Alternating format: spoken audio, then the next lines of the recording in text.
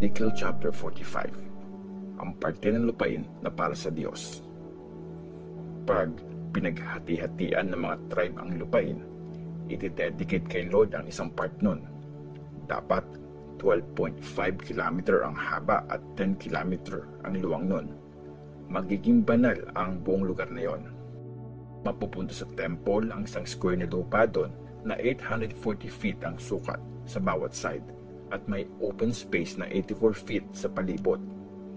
Sumukat kayo doon ng isang parte na 12.5 km by 5 km ang sukat. Doon itatayo ang temple, ang pinakabanal na lugar sa lahat. Magiging banal ang parteng ito ng lupain at para din ito sa mga priest na nagsiserve kay Lord sa temple. Doon itatayo ang bahay nila at yung mismong temple. Para naman sa mga Levites na nagtatrabaho sa temple, yung isa pang 12.5 km by 5 km na lupa. Magkakaroon doon ng mga bayan na titirhan nila. Sa tabi ng banal na lupain, may isa pang part na 12.5 km ang haba at 2.5 km ang luwang. Doon itatayo ang isang city na para sa buong bayan ng Israel. Maglalaan din ng lupain para sa leader ng Israel. Mula yon sa boundary sa west ng banal na lupain hanggang sa boundary sa east. At kasing haba nun yung lupaing binigay sa isa sa mga tribe ng Israel. Mapupunta sa mga leader ang property na yun para hindi nila apihin ang mga tao at hayaan na nila sa mga tribe ng Israel yung ibang parte ng bansa. Mga rules para sa leader. Sinabi ni Lord God, kayo mga leader ng Israel, tama na yan. Itigil nyo ang dahas at pang-aapi. Gawin nyo ang tama at patas. Itigil nyo ang pang-aagaw ng mga lupain ng bayan ko. Ako si Lord God, ako ang nagsasabi nito. Dapat walang daya ang mga timbangan at panukat nyo. Ang efa na panukat para sa mga tuyong bagay ay dapat equal sa bath na panukat naman sa mga liquid. Homer ang gagamiting standard na panukat at katumbas noon ang 10 na efa o kaya 10 na bath. Sa timbang naman, shekel ang gagamiting panukat. Isang shekel, 20 gera. Tapos 60 shekel, 1 mina. Ganito ang dapat nyong ibigay pag mag-offer kayo. Isa sa bawat 60 na wheat at barley na harvest nyo at 1% ng olive oil nyo. Sukatin nyo ito gamit ang bath. Ito ang basihan nyo. 10 bath ay isang homer at isang kor. Dapat mag-offer din kayo ng isang tupa sa bawat 200 na tupa na nasa pastulan ng Israel. Gagamitin ang mga ito bilang offering na putil, offering na susunugin at mga peace offering para mapatawad ang mga kasalanan nyo. Akong si Lord God ang nagsasabi nito.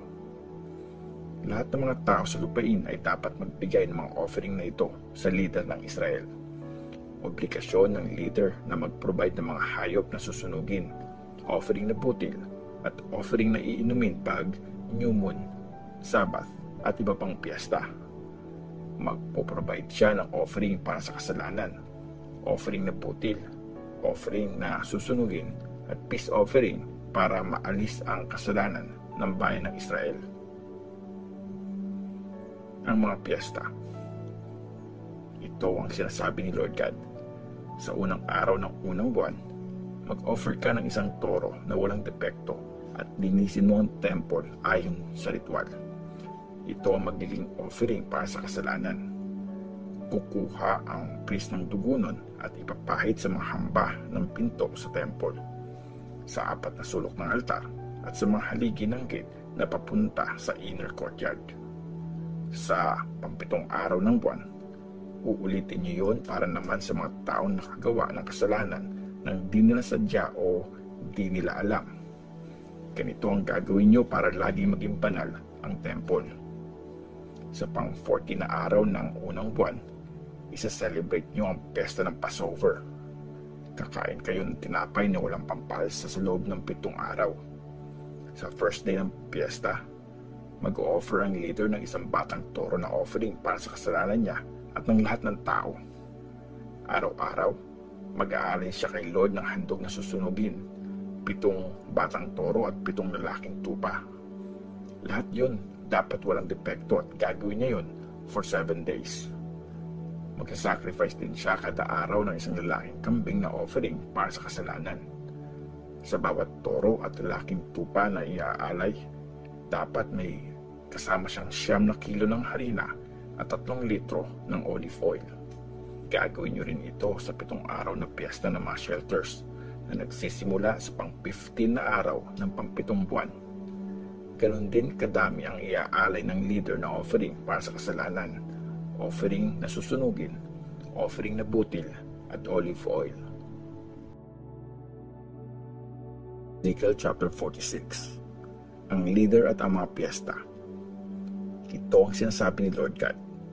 Sa loob ng 6 na araw ng pagtatrabaho, dapat sarado ang gate sa east na papunta sa inner courtyard. Bubuksan lang yon pag araw ng Sabat at pag New Moon Festival. Pupunta sa outer courtyard ang leader at papasok sa daanan ng gate at tatayo siya sa tabi ng mga poste ng gate. I-offer ng mga priest ang mga offering na susunugin at peace offering na dala niya at dun lang siya mag-worship sa tapat ng entrance ng gate. Tapos, aalis na siya pero hindi isasara ang gate hanggang gabi. Mag-worship din kay Lord ang mga tao sa harap ng gate na yon tuwing araw ng Sabat at New Moon Festival. Sa Sabat, mag-aalay ang leader ng mga handog na susunugin, 6 na batang tupa at 1 lalaking tupa. Lahat walang kahit anong depekto. Magdadala siya ng 9 kilo ng butil na offering kasama ng lalaking tupa na i-offer niya. Kasama naman ng mga batang tupa, magdadala siya ng kahit gaano karaming butil na kaya niyang ibigay. Sa bawat 9 kilo ng butil na dadalhin niya, sasamahan niya yon ng 3 litrong olive oil. Sa New Moon Festival, mag-offer siya ng 1 batang toro, 6 na batang tupa at 1 lalaking tupa. Dapat lahat yon walang depekto. Sa bawat toro at lalaking tupa na i-offer niya, magdadala siya ng 9 kilo ng butil. Sa bawat batang tupa naman na i-offer, magdadala siya ng kahit gaano karaming butil na kaya niyang ibigay. Sa kada 9 kilo ng butil na dadalhin, sasamahan niya yon ng 3 litrong olive oil. Pag papasok ang leader, gagamitin niya yung daanan ng gate at doon din siya lalabas. Pag dumating ang mga tao para mag-worship kay Lord sa araw ng kahit anong piyesta, yung mga papasok sa North Gate ay lalabas sa South Gate. Yung mga papasok naman sa South Gate, lalabas sa North Gate. Walang lalabas sa gate na pinasukan niya. Dapat doon sa katapat na gate siya lalabas. Kasabay nila ang leader sa pagpasok at paglabas sa temple. Sa mga araw ng piyesta at iba pang celebration, 9 kilong butil ang ibibigay kasama ng bawat toro o lalaking tupa. Sa bawat batang tupa naman, pwede magdala kahit gaano karaming butil ang kayang i-offer na mag-aalay.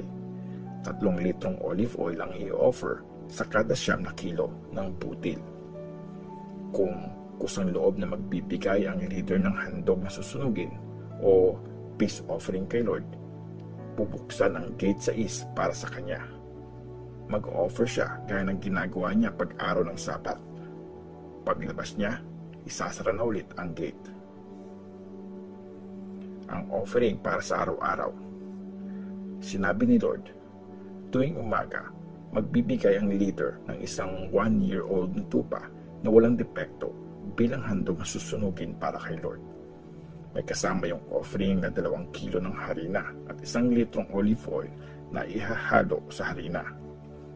Forever ipapatupad ang rules na ito sa pag-offer kay Lord. Palaging mag-aalay kay Lord ng batang tupa, harina at olive oil tuwing umaga. Ang leader at ang lupain. Ito ang sinasabi ni Lord God. Kung magbibigay ng lupain ng leader sa isang anak niya, magiging property na yon ng anak niya at yun na ang pamana niya.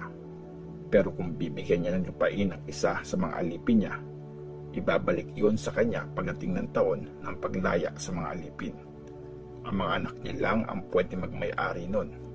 Hindi dapat kami ng leader yung mga property ng mga tao. Dapat sarili niyang lupain ang ipapamana niya sa mga anak niya para walang kahit sino sa bayan ko ang mapalayas sa sarili nilang lupain. Ang mga kusina sa temple. Tapos, dinala ako ng lalaki sa entrance ng mga kwartong nakaharap sa north, malapit sa gate sa bantang south ng inner courtyard. Yun ang banal na kwarto para sa mga priest. Tinuro niya ang isang lugar sa dulo, doon sa bandang west ng mga kwarto. Sinabi niya sa akin, dito pakukuluan ng mga priest ang mga karneng iaalay bilang offering para sa kasalanan o kaya offering na ipamabayad sa kasalanan. Dito din lulutuin ng mga inoffer na putil para hindi mailabas sa outer courtyard ang mga bagay na banal at di mapahamak ang mga tao dahil doon. Tapos, dinala niya ako sa outer courtyard at pinakita sa akin ang 4 na sulok noon. May mas maliit na courtyard sa bawat sulok at pare-parehong 68 feet ang haba at 48 feet ang lapad ng mga yun. Napapaligiran ang maliliit na courtyard ng mababang pader na gawa sa bato. May lutuan din na nakadikit sa pader. Sinabi sa akin ng lalaki, ito ang mga kusinang gagamitin ng mga servant sa temple. Dito na pakukuluan yung mga sacrifice na inoffer ng mga tao.